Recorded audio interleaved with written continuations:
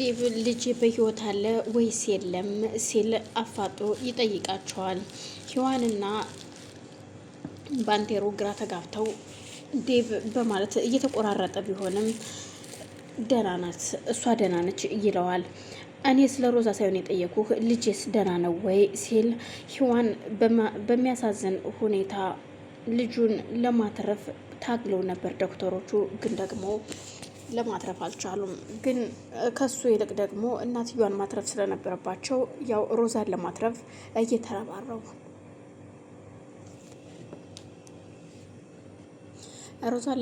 እየተረባረቡ እንደሆነ ትነግረዋለች። ዴብ እጅግ በጣም ተናዶም ተበሳጭቶም አዝኖም ሁሉንም ነገር ብቻ ማስተናገድ ቢከብደውም እኮ በቃ ልጄን አጣሁ ማለት ነው። አዎ ዴብ እባክህን አንተ ተረጋጋ፣ ከባድ መኪና አደጋ ነው የደረሰባት። እናም በሆዷ ስለነበር አደጋው ለዛ ነው ጽንሱ የተጎዳው ይለዋል። ዴብ ግን በጣም የጓጓና የሳሳለት ልጁን በማጣቱ እጅግ አዝኗል። ግን ደግሞ እሷስ እንዴት ናት ሲላቸው እሷ አሁን ላይ በሕክምና ርብርብ ላይ ነው ያለችውና ደህና ነች፣ ምንም አትሆንም ይለዋል። ሁሉም ተደናግጠው ስለነበር ዴብ እባክህን አሁን አንተ መረጋጋትና ማረፍ ስላለብህ ወደ መኝታ ቤት ግባና ትንሽ ረፍት አድርግ ትልና ሔዋን ወደ ውስጥ ይዘው ትገባለች። ስለዚህ ባንቴሮ ከሉሊት ጋር ሲያወሩ እዩልሽ ሉሊት እኔ አሁን መሄድ አለብኝ፣ ስለዚህ እሷ ጋር ሂቼ ማየት አለብኝ ይላታል። ሉሊትም በጣም ግራ ተጋብታ ስለነበረ ግን እኮ መሽቷል፣ ትመጣለህ ወይስ ታድራለህ ወይ ወንድሜ ስትለው እንደማይመጣና ምናልባት ሊያድር እንደሚችል ይነግራታል። እንደዛ ከሆነ በልሽ በጊዜ እንድትሄድ ስል እነግርሃለሁ ወንድሜ፣ ግን ራስን ጠብቅ። ወንድሜ ዴብ ግን እጅጉን አዝኗል። በጣም ነው የሚያሳዝነው። ደግሞም የጓጓለት ልጁን ሳያይ እንደዚህ በአጭር መቅረቱ ያሳዝናል። እናም ምንም ማድረግ አይቻልም እንግዲህ የሆነው ሆኗል አንዴ በማለት እሱም ራሱን እንዲያረጋጋ ወደ ውስጥ ካስገባች በኋላ ሔዋን ባንቴሮ ፈልግሃለሁ ትለዋለች። ባንቴሮ ከርሺ ይህንና ወደ ውጭ ከወጡ በኋላ ባንቴሮም ወደ ሮዛ ሲሄድ ይኸው ሽማግሌው ይደውልላታል። መጣው ትለውና ወደ ጎን ትሄዳለች። ግን ደግሞ ሰውየው የሚፈልገው ገንዘቡን እስከሆነ ድረስ እኔ አሁን ገንዘቡን ላንተ ልሰጥሃለሁ፣ ግን ደግሞ አንድ መናገር ያለብኝ ነገር አለ፣ እናም በሱ አንድ ቃል ትገባልኛለህ ስትለው ሽማግሌውን ታናግረዋለች። እኮ ምንድነው ቃል የምገባልሽ? እባክሽ እይውልሽ፣ አንድ ነገር ግን ሚስጥር አወጣለሁ ብትይ ወይም የሆነ ነገር አደርጋለሁ እሱን ሸውደዋለሁ ምትይ ከሆነ የምትወጁን ፍቅርሽን አሳጣሻለሁ ይላታል። ሔዋንም ግራ ተጋብታ ስለነበር ይኸውልህ አንድ ነገር ልንገርህ፣ ይኸውልህ ለማንኛውም ፊርማ እንዲኖር እፈልጋለሁ። ስሰጥህ ዝም ብዬ ያለ ማስረጃ እንዴት ልሰጥ እችላለሁ? ይሄ ነገር አስፈላጊ ነው እንዴ ቆንጅት ሲላት፣ እና ታዲያ ያለምንም ማስረጃ እንዴት አድርጌ ልሰጥህ እችላለሁ? ለማንኛውም ግን አሁን ይኸውልህ ወደድክም ጠላህም ዴብን ደውልና አገናኘኝ ስትለው እሷ አስፈላጊ ነው ሲላት ነበር። ዴብ ከኋላዋ እየመጣውና ዴብን ስታየው እጅጉን ተደናግጣም ደስም ብሏት ስለነበር ሽማግሌው ግን የሚገርም ነው።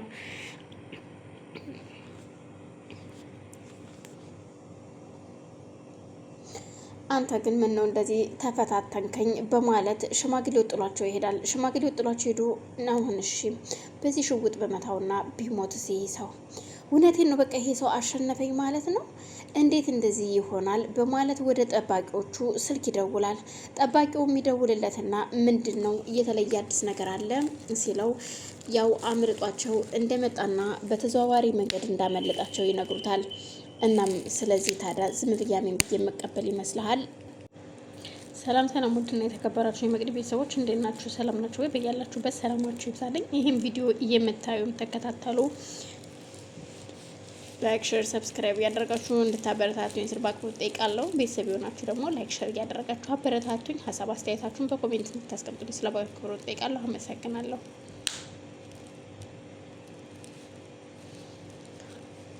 እናም ሽማግሌው ስልኩ ሲደወልለት አንስቶ ስማ እኔ ምልህ ምን ነበር ያልኩህ?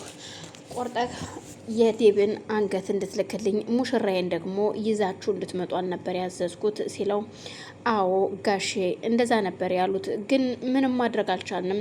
ቤት ተሰውሮ እንደወጣ አናቅም። መኪናው ግን ከተማ ውስጥ አለች እኮ መኪናዋ አለች፣ እየመጣባት መኪና ግን እሱ ቤት እንዳመለጠ በሌላ መንገድ እንደሄደ ተሰውሮ ነው የሰማ ነው እኛ እና ታዲያ እኔ ምን ላድርግህ? አንተስ እንዴት ሌላ መንገድ አትፈልግም ወይ እሱን ለመያዝ? እኔን ለመጣል ነው ሁሉ ጥረታችሁ። ስለዚህ ልጆችህ ከነሚስትህ እኔ እግር ስር እንድትንበረከክ ፈቅደህላታል ማለት ነው። ስለዚህ ይኸውልህ እሱ ጋር ማን ነው ያለው? ስለዚህ አንድ ውለታ ዋልልኝ በለው እስኪ ይለዋል። እዛው አካባቢ አንድ ሰው ስለነበረ ጌታው ጋሼ አንዱ ለተዋለልኝ እያሉህ ነው ይለዋል።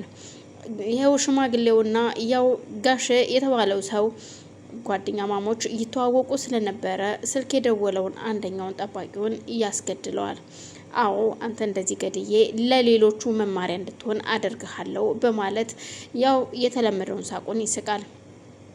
እናም ከዚህ በኋላ ታዲያ ዴብ አሸነፈኝ ማለት ነው። ተሸንፍ ያለው እኮ እኔ በቃ ምክንያቱም አምኜ መቀበል ነው እንጂ ያቃተኝ ተሸንፍ ያለው። ይሄ ሁሉ ሊትን እዛ ድርሶ ይዟት መጣ። ሲፈልጉት እሱ በሌላ መንገድ ተሰውሮ ይዟት መጣ። ዴብ የእውነት በጣም ጎበዝና ጀግና ወንድ ነው። ግን ደግሞ አንተን እውነቴን ነው አጠፋሃለሁኝ፣ እገልሃለሁ። ምናልባት አሸነፍህ ይሆናል በስከ መጨረሻም። ግን አሁን ተሸንፍ ያለው ብዬ ራሴን ማሳመን አልፈልግም። ምክንያቱም ሉሊትና ሔዋን እቤት ውስጥ እየተወያዩ ነበር። ቆይ ግን እኔ አሁን ምንድነው ማድረግ አለብኝ? ከዚህ ሰውዬ ጋር እንዴት ነው መለያየት ያለብኝ? ይህን ሰውዬ በምን መንገዱ ነው ማጥፋት ያለብኝ ስትል ሉሊት ለሔዋን ትነግራታለች። አይዞሽ የኔ እህት